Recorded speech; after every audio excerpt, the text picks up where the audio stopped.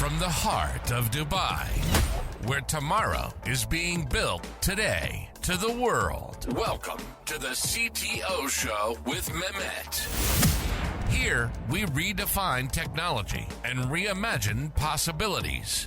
With Mehmet, delve into the riveting realms of AI, cybersecurity, and digital technology.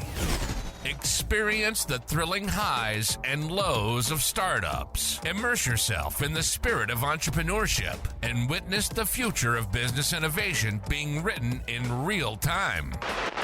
Now, without further ado, let's tune in and explore the future.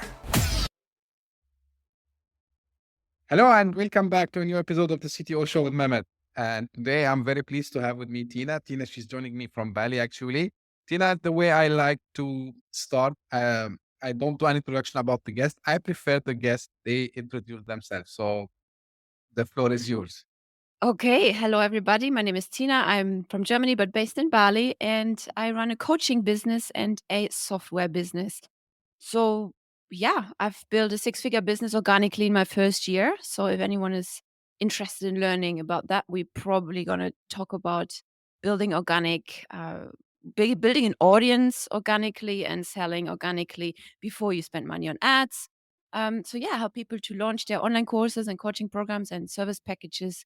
And then we help them build funnels and set up lead generation systems and things like that. I also write for... Mhm. Yeah, go I ahead, also, please. yeah. I also write for Entrepreneur.com and many other publications out there, which you may know of, Addicted to Success or CEO World Magazine and things like that. So that's it about me. Hello, everybody. That's great. Welcome on the show, Tina. It's nice to see you here today. Now, my first question is, what drove you to be in this space? Because the coaching space and we see a lot of coaches, mentors. So what drove you to start this business? And then if you can tell us a little bit also about the system. I mean, you said you have the software part also as well. So if you can tell us about that and how it Yeah. relates to the coaching which you are in. Okay. So first question was, how did I get into it? Yes. Why did I get into it? Yeah, because I was actually running a company here on the ground, which was a tour company in Bali, and I ended up relying on so many different factors, outside factors, which dictated whether I will make money or not. Like volcano eruptions or flight delays or many other things, like the team. I've built a really big team in Bali of tour guides and drivers and this and that. And I ended up with all these people. I was like, oh, hang on a minute. I actually don't want to do this. I want to stay smaller-ish. I don't want to run a really big company in a third world country where it's 10 times more difficult, I would say, than running to a company in a first world country, for example, because I did that before as well in the UK. And I decided to step back from that, and I looked at all the things I've done in the past, and I'd published a few digital products, and I looked back at what do I want in my life and what can I do, what have I succeeded in before, and what can I teach other people to do too.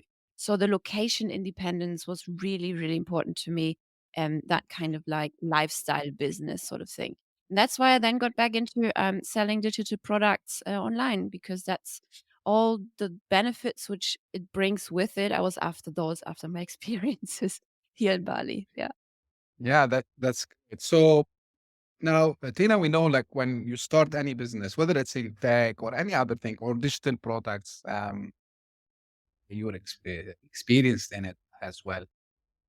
The important aspect, of course, is to start getting clients, right? And so you say that you create free funnels. Can you explain what exactly that entails and how it benefits not only, the coaches, but also consultants, online entrepreneurs, and anyone Sure. who's interested in starting a business? Sure. Yes. So the software we sell, everyone can use it, as you said. It's like an all-in-one platform which replaces all the different subscriptions out there. So, and funnel building is one big part of it. So it replaces ClickFunnels and is a lot better than ClickFunnels, for example, right?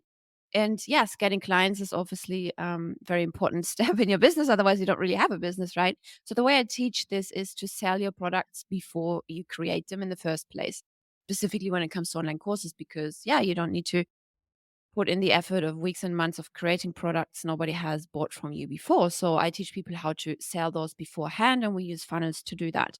We help them to build free funnels as well, meaning, well, let's just define real quick what is a funnel, right? Somebody comes Hmm. in the front and you capture their lead, their email address and or their phone number. I suggest both because then you can call them and send them SMS and things like that, which increases open rate and conversion in general.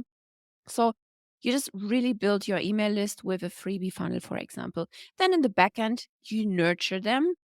Nurturing means you send out an email every day or every few days or maybe at least once a week, nurturing them with some specific content related to that particular niche, preferably targeting their pain points and their obstacles and trying to already destroy those obstacles within that evergreen funnel.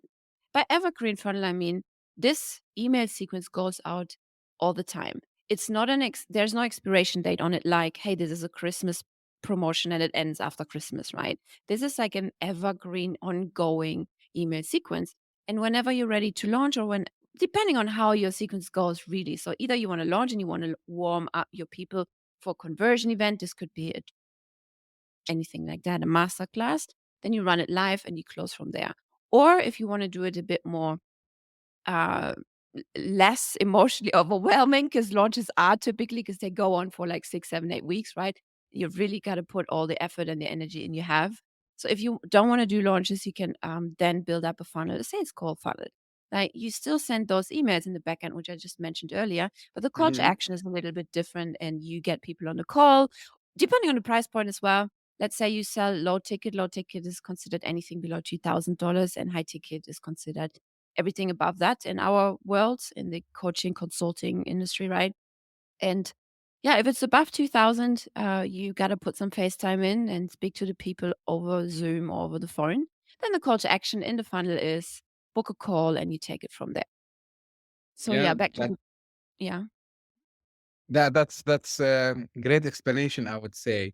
Now, the question is, do you think this applies, the concept that you just mentioned, does it apply only for coaches or can it be applied, for maybe someone who's a consultant, let's say, you know? Sure, same thing.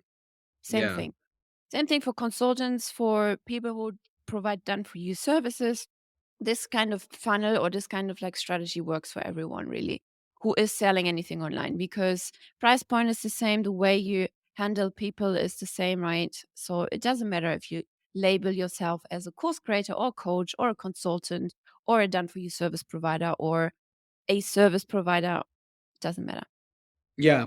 Now, usually when someone start or come up with an idea like what you have done, Tina, it's because there was a pain point, or maybe people didn't even know that there's a pain point, and then you solve it, right? So this is what I'm interested in hearing from you. Like, what Sure. was the moment that you said, okay, there's something wrong going on, in this, and we need to change. So what was, I would say, the thing that ticked Yeah. in your mind to start this system or to build this system? Yeah, there's loads there because I made all these mistakes before as well. So, I am kind of like my target audience. So I know exactly what went wrong, what most people still do wrong in the industry. The first thing, first off, is they create a product before they've sold it, before they've launched it. That's mistake number one. Because the only way you can actually create a really great product is, well, first of all, you get the validation from the marketplace. If they vote with their credit card, if they say, hey, I want to buy this thing, then you're good. Like, there's actually people who will pay me for this particular thing, right? Hmm. Once you've done that, then you really want to build the product according to with the feedback. Let's say you're starting out first, right? Like, and you have your first beta running, implement the feedback you're getting from your students right away. And this way you create a really great product, not just a good and average one, what you think as the expert needs to go in there. Because if you're the expert, right, you probably have really had in a journey and you may just forget little small details which makes or breaks it for the student, like which helps them to connect those those neurons, right? It helps them to understand the whole thing. And you will be reminded on that, what is missing, because they will tell you in the beta round. They will tell you once you run the first few rounds of this particular product, right? Or if you sell the service package or the consultant package or whatever, they will tell you what they need. So it's got to be a mix of both, what you as the expert know, what they need, and also what they're asking for. This way you create a really great scalable product. Okay. Mhm. So that was the first issue here. People crafting their service packages and creating their digital content and so on before they've even sold it. Then because I obviously didn't know, or I didn't know, and many people also don't know how to sell it online, how to actually run a full-fledged launch, right? And the difference here is between launching and constantly selling one by one, for example, right? If you run a launch, a 3-day challenge or webinar, you have a large intake of clients at once. It's a quick cash injection all at once. But then after that, what happens then? You got to have things implemented which bring in that consistent cash as well, right? So a launch can be quite time consuming and it's exhausting. So you can't run one launch. You could for some time, but after that, you're exhausted. So you ideally want to have both things in place. So then the consistency comes then in with bringing people on the call, selling in the M's. However, you decide to really sell, I think it really also depends on your lifestyle, how you want to do it.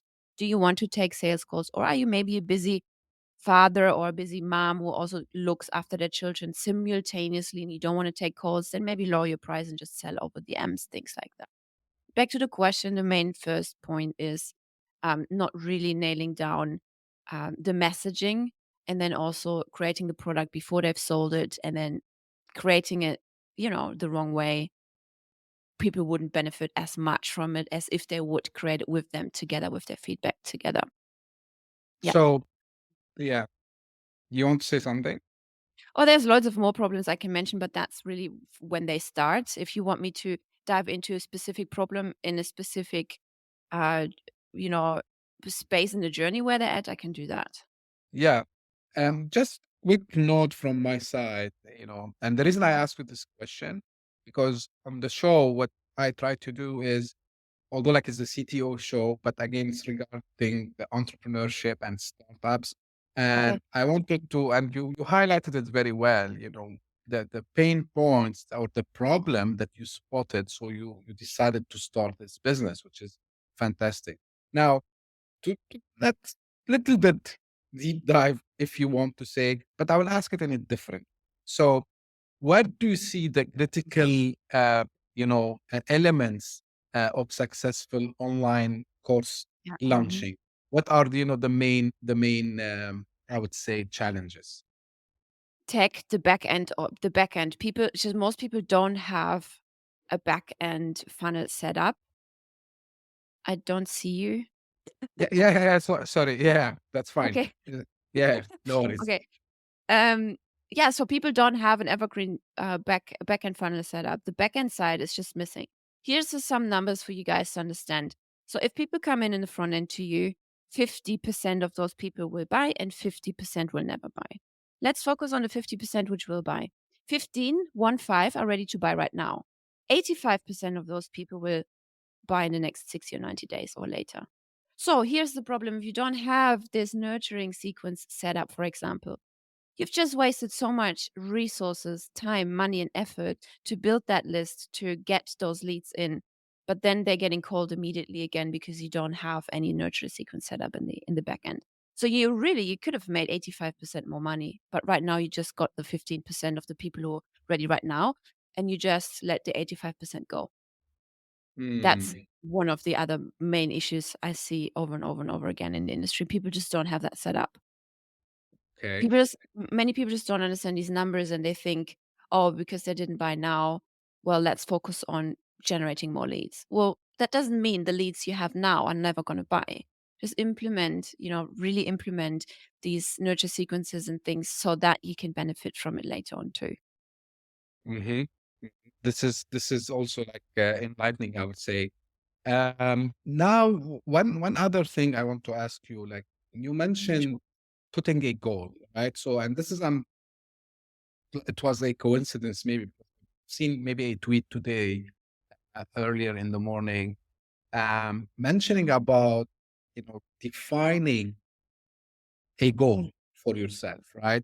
So do you prefer that they should set up a number of students or clients or whatever, because they might be launching a course, they might be launching a business, they might be launching a service, whatever. So do you see the goal setting here as a number of who gonna use the service, or as a number in the sense of, let's say, this amount of money per month? Mhm. When do you see the best approach to do this? Good question. Definitely you have to set the goal, otherwise where would you go? Like you're kind of like lost, you don't know the next thing to do. So the way I teach it to my students is we have a 6 to 12 months goal, but also we break it down into smaller goals like quarterly, 3 months, because so many things can change in only 4, 5, 6 months. And then we go back and we adjust the goals. Typically, um, one of my programs is, for example, 5-figure launches. People come in for a few weeks, they learn how to have 5-figure launches. And so we will teach them the financial formula, which is set your goal. How much money do you want to make with one launch? Because it's all organically, right?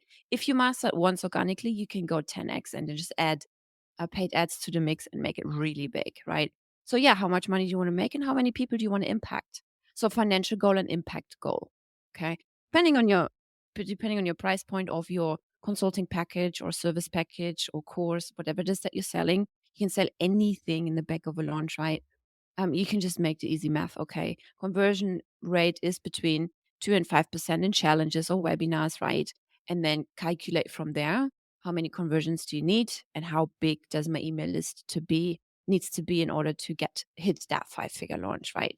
But then, as I said, right, a quick cash injection. What do? You want to get to those consistent 10K months, for example. You gotta implement different strategies. Of course, you have to have the goal because you need to know what kind of strategies to implement. Depending on your goal, the strategies will be different. What gets you to 6 figures will not get you to 7 figures, right? So, but people who are just starting, for example, they don't need to worry about paid ads. They don't need to worry about strategies that 7-figure goal people would implement. For example, building teams, implementing paid ads, things like that. If you are below the 7-figure range, then there's other things we need to do before that. So yeah, Oh, setting goals is very important. Knowing your North Star, where do you want to go? Where do you want to lead your company? What is your vision? What is your drive behind the whole thing? Because if you lose that out of sight, like I think it's so important to keep your why in front of you at all the times, because times sometimes will be tough. Let's face it, mm, like this is business, right? So you yeah, gotta remind yourself, why am I doing this? Then if you don't have this why, if you don't know where you're going, may you be driven by financial goals or impact goals, whatever your goals is, it doesn't matter. For you personally, you need to just know it and remind yourself on when times are tough. Hey, remember you can get through this. I will have much bigger problems if I don't. Just remember, remind yourself on this. yeah. That's like I like the goal setting approach usually. I mean, in a sense of the why, right? So why you're doing this, whatever business you're starting, especially we see founders in tech probably and in consultancy that, yeah, okay, let's start this business. Because why? Because yeah, it's a successful business. But okay, how do we find success? So this is why it's very important to to put such goals, or let's say to put these you want to call them calibers, you want to call them KPIs, like people put different names, but they are simply answers to whys. And again, very informative, say, the way you describe it. Now I want to come back and little bit highlight this, because people who are starting any business, or they have an idea, they want to launch it, they have a service, they want to launch it, they have something that they want to create a coaching package around it, doesn't matter, or it applies in all cases, in my opinion. They have some, I would say, maybe lack of knowledge about, you know marketing, right, and go to market. And you mentioned that it's important to focus on organic traffic before spending money on ads. Why you think so? Because if you just starting, you've never put out your message before, you've not sold it, why would you go and waste money on ads?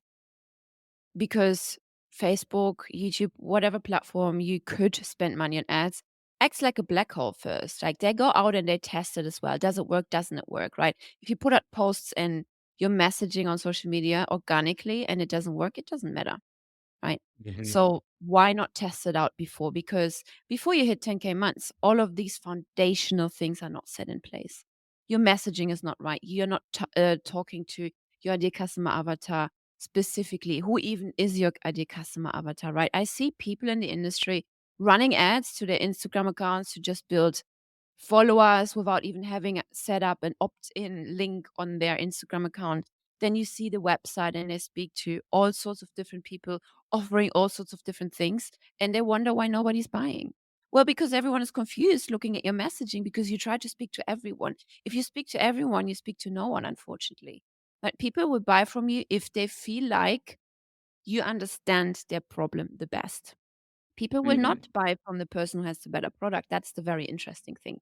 Let's say here is person number one selling a consulting package on the same topic as person number two, but person number one has more inclusions, the whole quality is better case studies, everything is better. But the person number two, the coach or consultant number two, addresses the pain points so much better in their marketing. They talk directly to the customer avatar, and the customer avatar feels understood. That's what it's really about, right? People want to be heard, seen, and understood. If you can master this in your marketing, you will always sell more than the person who has the better product. Mhm. Yes, you touch on a very good point here, and we see this mistake comes again and again of people thinking of the volume versus quality or quantity versus quality. And I think what you just mentioned about finding the right avatar, or what we call it sometimes your ICP, or some people they call it like USP, right? So whatever you want. So it's like your ideal customer profile or the ultimate selling profile.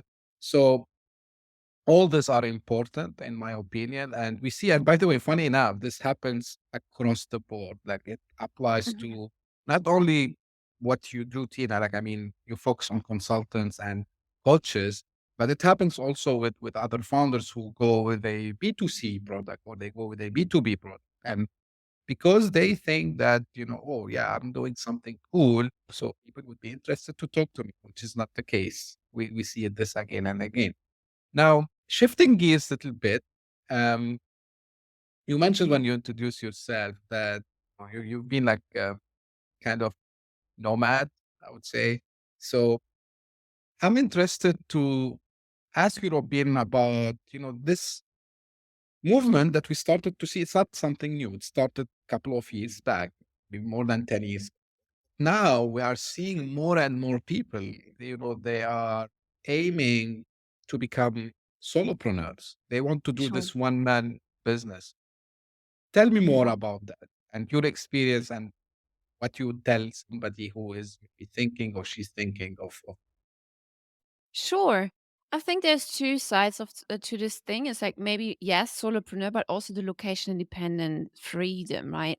So I really wanted to have that, and that ties back to you mentioned success earlier. So I actually also wanted to touch a little bit on that. Yeah, So sure. define for yourself, what does success mean? To me, success means I can go wherever, whenever I want without being tied to my desk to work or whatever. Because I can also work. I can go fly back to Germany and look after my parents if they need me, and then keep working from their house because I can. Because I have set up intentionally my business in a way that I can do so when it's time, right? And I've actually had to do this last year. So my auntie, for example, wasn't well, and I went there for 3 months and looked after her because I could, because I've set up my business in a way, right? If I would be stuck with a big team in a cubicle or with a set location somewhere, it would be very, very tough to leave for 3 months and try to keep the party going, right? So for me, success means that I can do whatever I want whenever I want, if I need to, if I want to, right? So for other people, success could look very different. They want to build a big organization and a big firm with loads of people and have a big team and things like that. That's just not me. For me, for example, I'm happy with myself as a solopreneur with a few contractors and a little tiny team behind me who do different things like video editing and tech support and things like that, right? So I don't want to have a big corporate, a big company. That's what success means to me.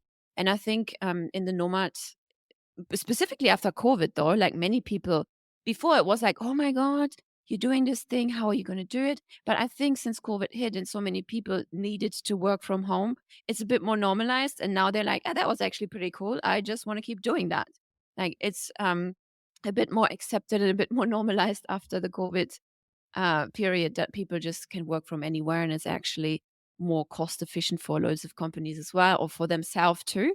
Like if you don't need to commute to work, be stuck in traffic and you lose that time and that energy goes away from your daily focus contingent, if I may say so, and things like that. So that's really for me what success means is the lifestyle. I've built a business around my lifestyle, right? So it's really up to the people out there, what do they want to do? Like I've met people, they have 100 people employed, same industry. They focus on coaches. They're not happy with the setup. They looked at their numbers and like, oh, we're spending so much money. We don't need all these people. What are we doing? It's like for me, that would Mhm. be my biggest nightmare to have 100 people employed and trying to run the party here like that. I would never do that again. Right. So, well, not again. I didn't have 100 people employed, but many, and I didn't want to do it. So, um, there's that. What was your question? Sorry. Yeah, you answered it actually. Like, but yeah, Okay. so that just I asked you, do you see it, like I asked you about your experience, but do you see it now a trend, being a solopreneur and more people, by the way, and it's not related to geography, it's not related to a certain, I would say the demography also as well. But are you seeing it as a trend from because you've been doing this for quite some. Yes, I do. And it's becoming more and more popular. When I first started with this, that was probably 2014. And digital nomads, that was like the new word. There was this one German blogger. She blogged about how to become location independent and how to build your business online. And she was like the first who became really big. And then everyone kind of like followed. And the movement just grew and grew and grew. So, yes, definitely, because it's so attractive to everyone. Like, why would you not want to go live in Bali if you can work from here?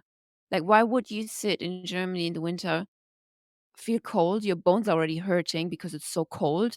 You're stuck with your car, you can't even drive because it's icy on the roads. Things like that. Like, why would you not choose a better life for yourself? It's not just solo people though, right? I have many friends who actually are nomad families as well. So they're Yeah, together, they have kids, right? Like they travel around the world with their kids because they can. So it's also very good education for the kids, I would say, if they learn firsthand traveling, what's going on in the world.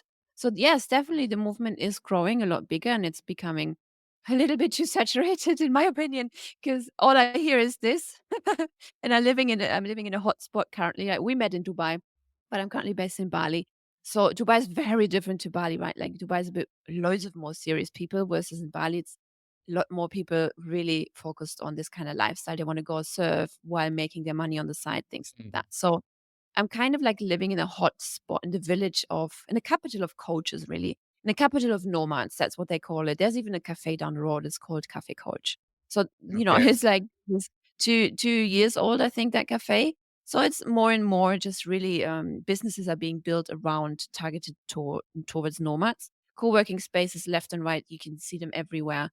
Yeah, so many destinations make it more attractive for location independent freelancers, coaches, consultants, any kind of like, and not just that, like also many companies now keep their workers location independent, and they can work from anywhere. So it's really Yeah, like in general, this movement. Yeah. yeah. So 100%, and I agree with you on the difference in between place like a Bali or Dubai.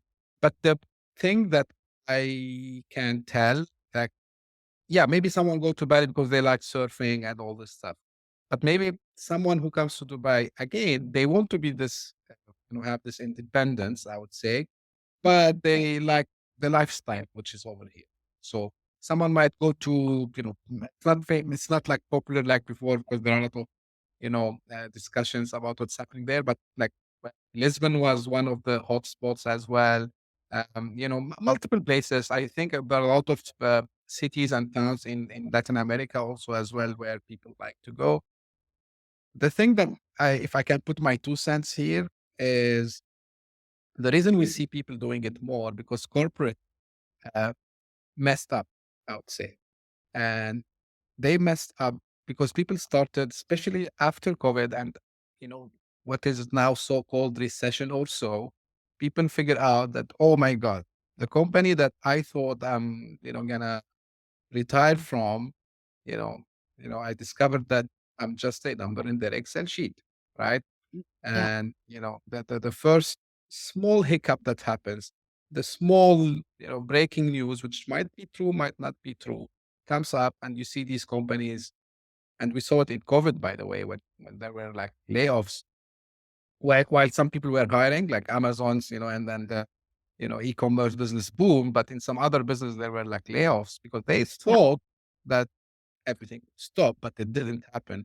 And now again, we start to see it since last year. I think I'm not sure about current number, but I think we crossed the million bar of people who were laid off from technology companies. So yeah, so it's a not only lifestyle, I would say. Like if you ask me, it's not about, I mean, because I want to do surfing, but because I don't want to be a number. I want to be me. Mhm. Absolutely, yes.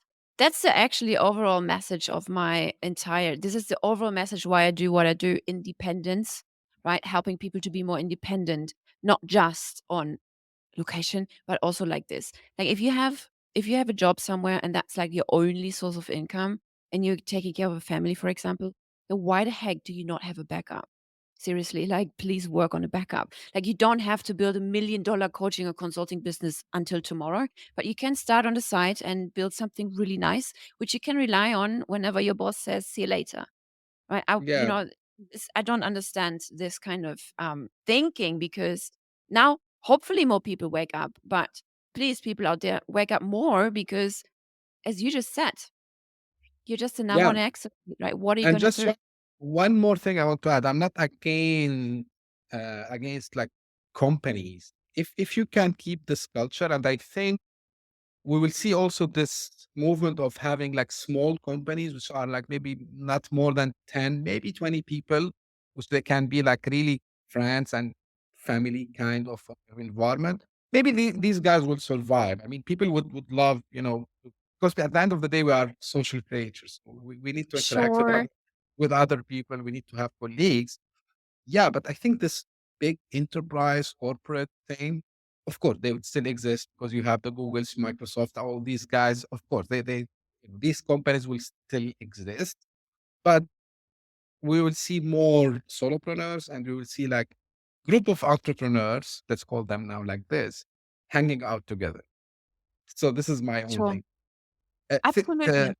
Yeah, Tina, you want to add something before I ask you For the sure. next? Yeah, yeah. I really want to touch on this real quick. That's so important that you said that about having colleagues and things.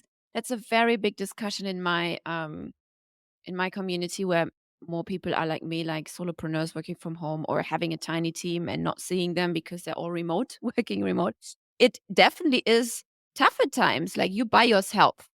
Like you don't have an office with colleagues, right? Like there's always like pros and cons to all the situations, right? Like yes, it's nice to have colleagues and socialize with them if you get along. So obviously Yes. there's also scenarios where people hate to go to the office because they hate their coworkers, right? But they're stuck in the office or wherever job. But Right. genuinely speaking, the idea of human interaction is very important and it's a very big problem in this kind of scene where I'm in. So you really have to be proactive in going out and meeting people like we did, right? Like I went to this networking event in Dubai where I met you. So, maybe I wouldn't need to do all of these things if I would just have my stable social circle around me, around the block and from work and things like that. But I think being proactive is also a bit of a value or an trait of an entrepreneur anyway. So, but it is definitely a big thing you should consider if you at some point are thinking about taking the leap of leaving your job if you have one, Yeah. or maybe you're already an entrepreneur and you work from home by yourself and you can very much relate. So I would encourage you to now pull up meetup.com and schedule your next meeting so that you just get some human interaction, because it's so important.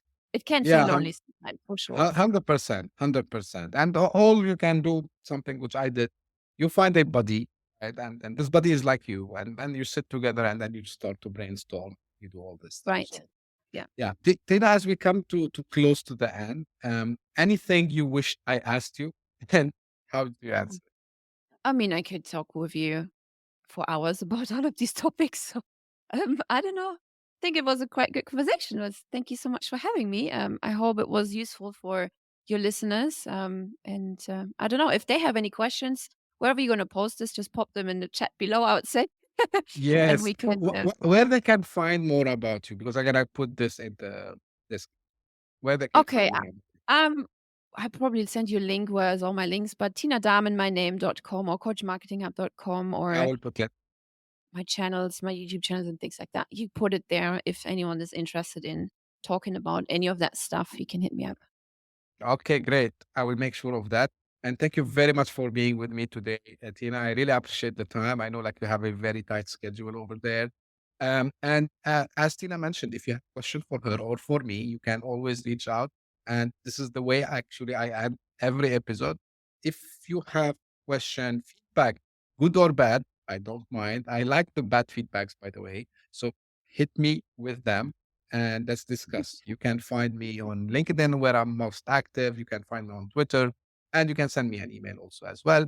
And if you are interested to be a guest, same how Tina was a guest with me today, don't be shy, reach out. And as you can see, I can accommodate different time zones. I have guys from the US, guys from the UK and Europe. I have people, you are the second guest from Bali, by the way, Tina. I had guests from New Zealand, which is on the other side of the world. No problem. I can accommodate the time to do recording, because the mission of the CTO show, although it's like a kind of a technical name, but the goal is how to empower young entrepreneurs, maybe in tech, maybe in other businesses, but we want to empower as much as possible. This is why we have guests from different backgrounds, from different fields. So if you are interested, get in touch with me to be guest with me. We are trying to get the best of the best, and I'm hopeful that I'm succeeding in this. Well, thank you very much for tuning in today. As I said, you will find the links that Tina mentioned in the description. If you are listening on the favorite podcasting platform, you will find the description. If you are watching this on YouTube, you will also find it in the description. And until we meet next time, thank you very much and see you soon. Thank you. Bye. Hit that subscribe button, share the show with your tech-savvy friends and fellow entrepreneurs, and leave us a review on your favorite podcast app. Your support means the world to us.